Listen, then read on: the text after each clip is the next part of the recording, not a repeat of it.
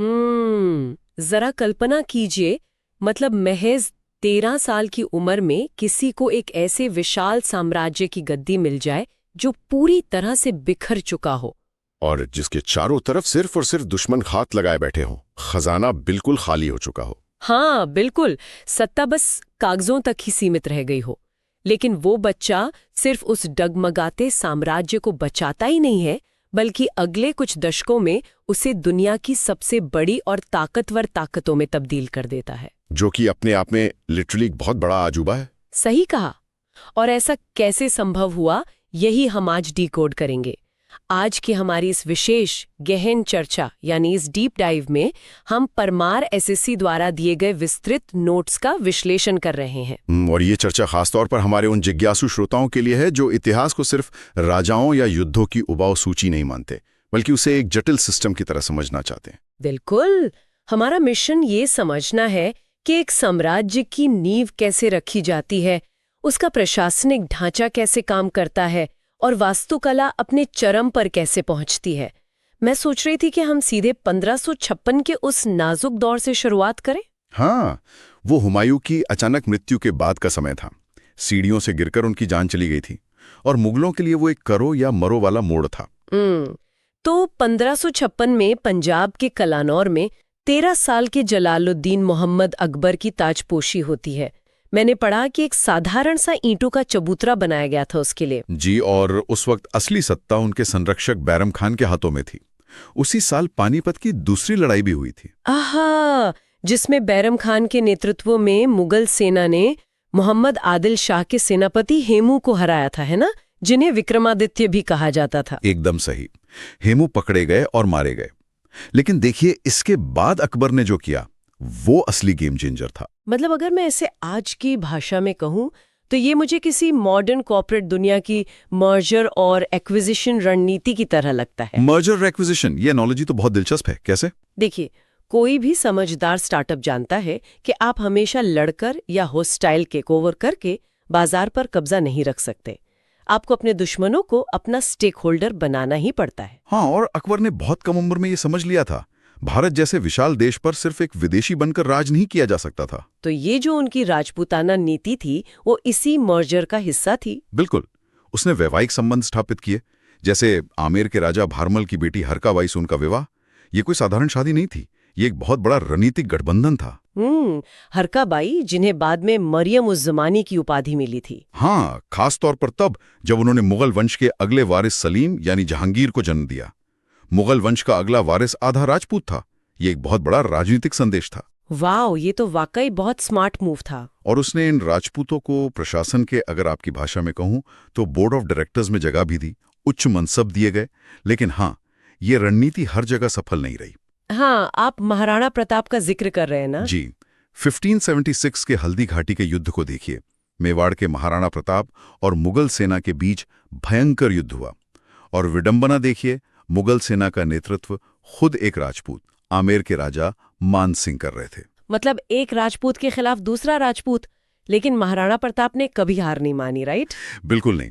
उन्होंने और उनके बेटे अमर सिंह ने जंगलों में रहकर संघर्ष किया, लेकिन कभी मुगल अधीनता स्वीकार नहीं की। तो कुछ लोग अपना स्वतंत्र स्टार्टअप ही चलाना चाहते थे, चाहे जो हो जाए। खैर, जिन्होंने मुगलों का साथ दिया उनके लिए अकबर ने एक पूरा सिस्टम बनाया। मैं स्रोतों में मनसबदारी प्रथा के बारे में पढ़ रही थी। इसे 1571 में लागू किया गया था। हाँ, मनसबदारी मुगल प्रशासन की रीढ़ की हड्डी थी। मनसब का अरबी में मतलब ही होता है पद या रैंक। हर अधिकारी एक मनसबदार था। और इसमें ये जात और सवार का क्या कॉन्सेप्ट था, ये थोड़ा कंफ्यूजिंग लगता है। देखिए, बहुत सरल है। जात किसी भी व्यक्ति का व्यक्तिगत पद और उसका मूल वेतन तय करता था, और सवार ये तय करता था कि उस व्यक्ति को अपने साथ कितने घुड़सवार सैनिक हमेशा तैयार रखने हैं। अच्छा, तो ये एक तरह का फिक्स्ड कोटा था। हाँ, सबसे छोटी रैंक 10 की होती थी और सबसे बड़ी 5000 की। बाद में कुछ खास लोगों के लिए इसे 7,000 तक बढ़ा दिया गया था। रुकिए, यहीं पर मुझे एक लॉजिस्टिक सवाल पूछना है। अगर राजा मानसिंह के पास 7,000 का सर्वोच्च मनसब था, जिसे सप्तहजारी कहा जाता था। जी, सप्तहजारी, तो जरा सोचिए 7,000 घोड़ों को पालना, सैनिकों को वेतन देना। 16वीं शताब्दी में कोई इतना बड़ा खर्च कैसे उठाता था? क्या सारा पासा सीधे शाही खजाने से आता था? बहुत ही व्यवहारिक सवाल है। कुछ वेतन नकद मिलता था, लेकिन ज्यादातर मनसबदारों को जागीर दी जाती थी। जागीर मतलब जमीन का कोई टुकड़ा? बिल्कुल, उस जमीन से टैक्स वसूलने का अधिकार मनसबदार को दे दिया जाता था। वो टैक्स वसूलता, अपना खर्च निकालता और बाकी शाही खजाने में भेज देता। लेकिन इसमें एक बहुत बड़ी कूटनीति छिपी थी। वो क्या? ये मनसब और ये जागीर वंशानुगत नहीं थी। मतलब हेरिडिटरी नहीं थी। अगर पिता 7,000 का मनसबदार है तो बेटा सीधा उस पद पर नहीं बैठेगा। एकदम सही, उसे जीरो से शुरू करना पड़ सकता था। इसी एक नियम ने मुगलों को बड़े विद्रोहों से बचाए रखा। कोई रातों रात इतना ताकतवर नहीं बन पाता था कि बादशाह को चुनौती दे सके। और अगर कोई ज्यादा ताकतवर होने लगता तो बादशाह तुरंत उसकी जागीर का तबादला किसी दूसरे इलाके में कर देता था। अरे वाह, शक्ति को संतुलित रखने का क्या मास्टर स्ट्रोक था। लेकिन यार, इन सब के लिए पैसा तो जमीन से ही आना था। मैंने राजा टोडरमल के दहसाला या जब्दी सिस्टम के बारे में नोट्स में पढ़ा। हाँ, राजा टोडरमल अकबर के वित्त मंत्री थे और उनका ये दहसाला सिस्टम मुगल अर्थव्यवस्था के लिए एक बहुत बड़ा गेम चेंजर था। दहसाला यानी 10 साल। तो इसमें ऐसा क्या खास था जो पहले नहीं था? देखिए, टोडरमल समझते थे कि भारत में खेती पूरी तरह मानसून पर निर्भर है। अगर आप हर साल एक भारी फिक्स्ड टैक्स मांगेंगे तो सूखे या बाढ़ के समय किसान बर्बाद हो जाएगा और फिर वो बगावत कर देगा। बिल्कुल, इसलिए उन्होंने पिछले 10 सालों की औसत पैदावार और कीमतों के आधार पर एक फिक्स्ड राजस्व तय किया। तो ये बेसिकली एक रिस्क मैनेजमेंट सिस्टम था। हाँ, और इसे ज्यादा वैज्ञानिक बनाने के लिए उन्होंने जमीन को 4 हिस्सों में बांटा। पोलज, जो सबसे उपजाऊ थी और हर साल खेती होती थी। अच्छा, और बाकी 3? दूसरी थी परोती, जिसे 1-2 साल खाली छोड़ना पड़ता था। तीसरी छचर, जो 3-4 साल खाली रहती थी। और चौथी बंजर, जिस पर 5 साल से कोई खेती नहीं हुई हो। टैक्स सिर्फ उसी जमीन पर लगता था जिस पर खेती हो रही हो। वाओ, ये तो बहुत ही निष्पक्ष व्यवस्था थी। तो मतलब अब पैसा भी है, अनुशासित सेना भी है और सीमाएं भी सुरक्षित हैं। लेकिन मुझे लगता है सिर्फ पैसे और सेना के दम पर इतना विशाल साम्राज्य नहीं टिक सकता। आप सही दिशा में सोच रही हैं। भारत जैसी विविध आबादी को एक सूत्र में बांधने के लिए एक विचारधारा की जरूरत थी। और यहीं से अकबर ने फतेहपुर सीकरी में इबादत खाना बनवाया, राइट? जहां बाद में उसने हिंदू, जैन, ईसाई और पारसी धर्मगुरुओं को भी बुलाना शुरू किया। जी, उसने सुलह एक कुल यानी सार्वभौमिक शांति की नीति अपनाई और 1581 में दीन ए इलाही की स्थापना की। मुझे यहीं पर एक शक होता है।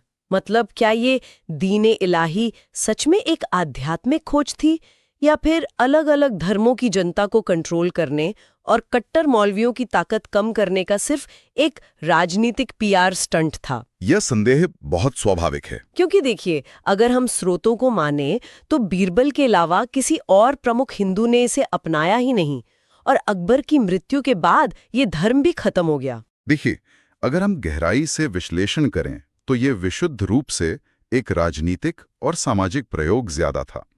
अबुल फजल ने अकबर को इंसाने कामिल यानी परफेक्ट मैन कहा था।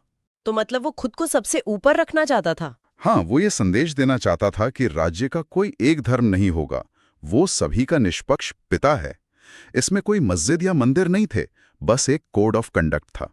लेकिन ये आम जनता तक नहीं पहुंच पाया। नहीं, क्योंकि ये पूरी तरह अकबर के व्यक्तिगत करिश्मे पर टिका था।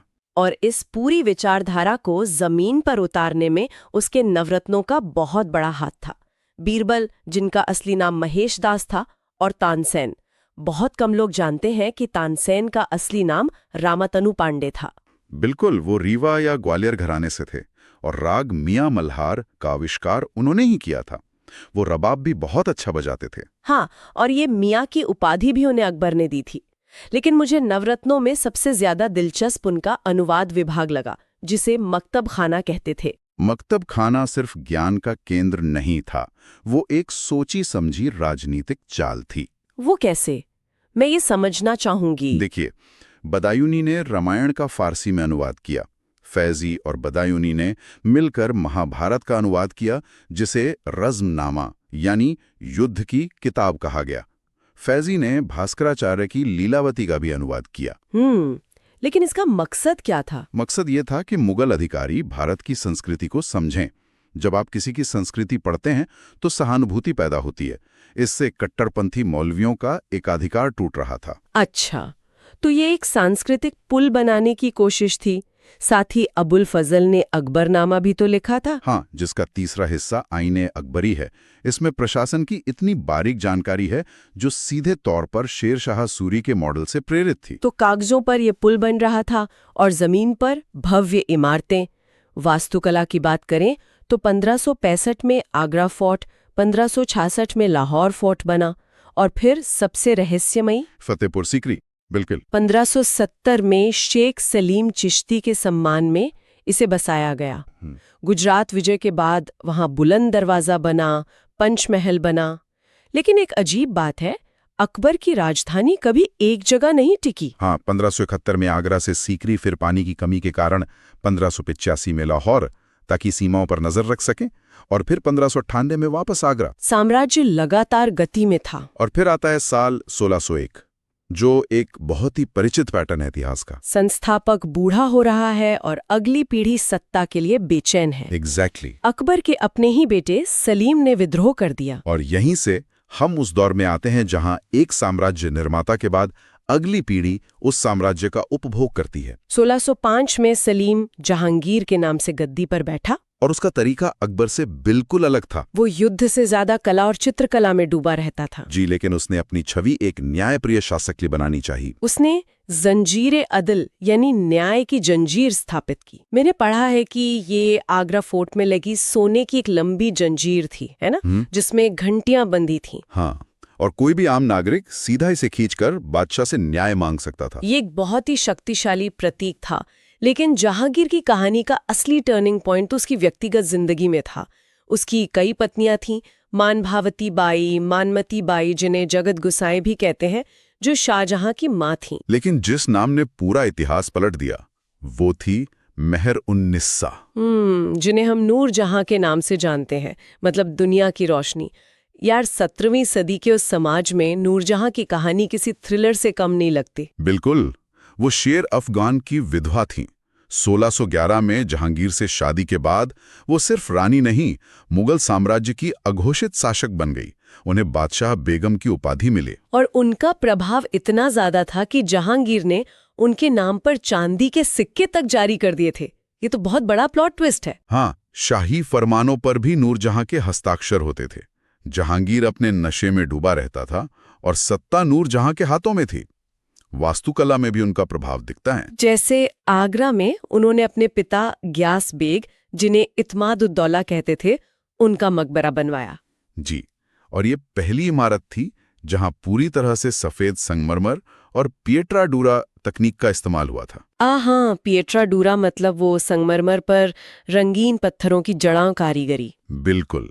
और शाहदारा लाहौर में जहांगीर का मकबरा भी नूरजहां नहीं बनवाया था। जहांगीर ने खुद अपनी आत्मकथा तुजुक-ए जहांगीरी लिखी थी, जो उसके प्रकृति प्रेम को दिखाती है। तो मतलब दरबार में सब कुछ भव्य और कलात्मक चल रहा था। लेकिन जब आप महलों की सजावट में व्यस्त होते हैं तो अक्सर बाहर आते तूफान की आहट सुनाई नहीं देती। सही कहा।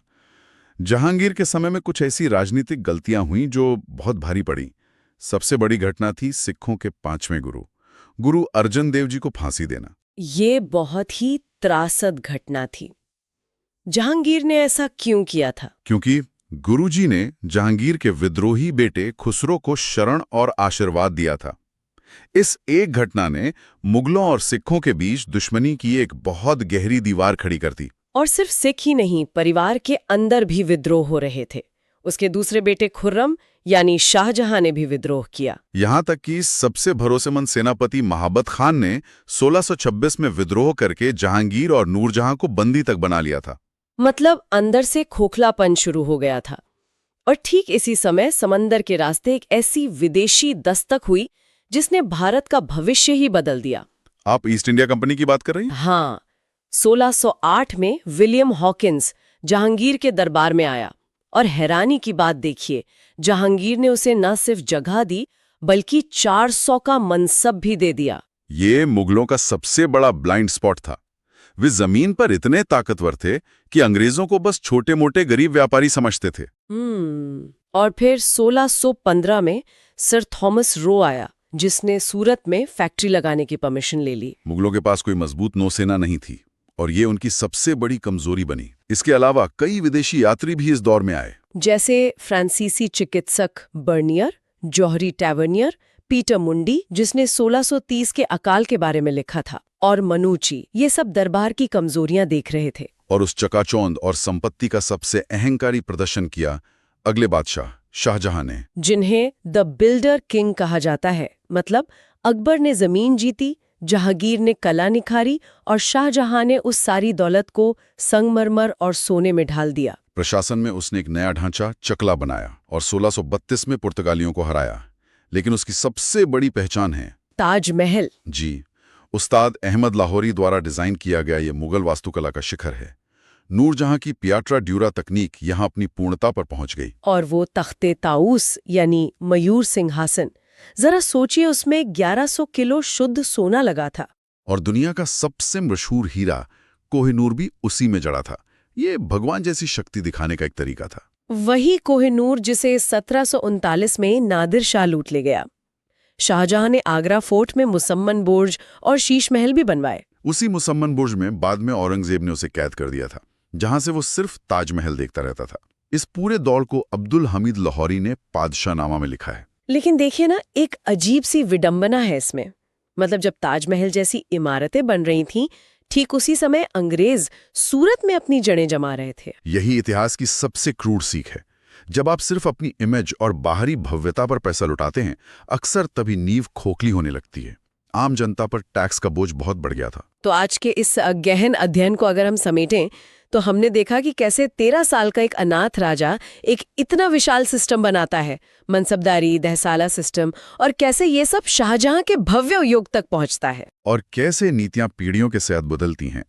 अकबर का फोकस विस्तार पर था, जहांगीर का व्यक्तिगत सुख पर, और शाहजहां का सिर्फ अहंकार और प्रदर्शन पर। बिल्कुल।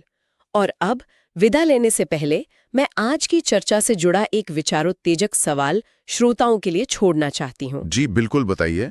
आज हमने दीने इलाही, सुलहे कुल और अनुवाद विभाग की बात की। अकबर की कोशिश थी कि एक साझा सांस्कृतिक पहचान बने, लेकिन ये उसके साथ ही दफन हो गया। जरा सोचिए, अगर अकबर का ये एकीकरण का प्रयोग आम जनता में सफल हो जाता तो क्या दशकों बाद आई ब्रिटिश ईस्ट इंडिया कंपनी फूट डालो और राज करो की नीति में कभी सफल हो पाती? क्या ये मुमकिन है कि एक संगठित समाज अंग्रेजों को सूरत से आगे बढ़ने ही ना देता? ये तो वाकई बहुत ही गहरा सवाल है। सोचने वाली बात है ना? इस सवाल पर जरूर विचार कीजिएगा।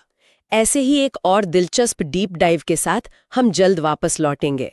तब तक सीखते रहिए और इतिहास पर सवाल उठाते रहिए।